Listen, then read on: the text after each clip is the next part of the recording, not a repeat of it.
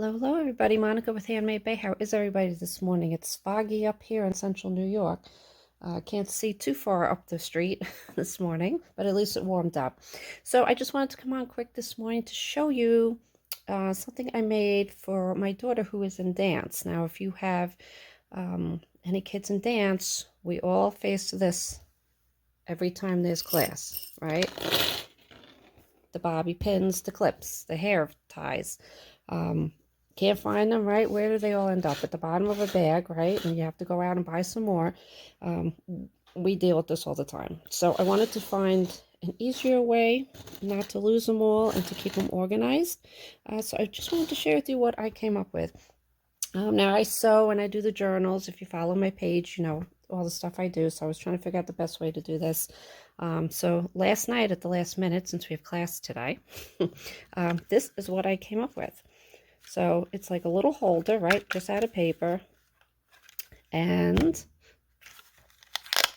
it's a Velcro attachment. And I put in pockets that'll hold your bobby pins in and out. Okay, easy on, easy off. And each one's a pocket, so you can put all your extra stuff in there. So here's one that she has her little clear rubber bands in. You know, I'm sure all of you have these things. And you can put in your regular big bands and stuff, and it'll stay in there without closing it, but my daughter told me that we need to clip it. So we just took one of the clips, and that holds it all closed. Okay, and then I decorated it for her.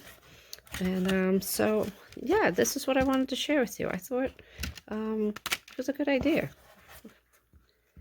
And we just close it up, and everything stays in. It's very secure. Nothing's falling out.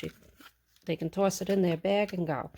That's it. Okay, so I hope you like it. Hope it helps some of you out. If anybody wants to learn how to make this, just put a comment in, and I will do a tutorial for you. All right, so you have a good day. Stay safe, and I'll see you next time.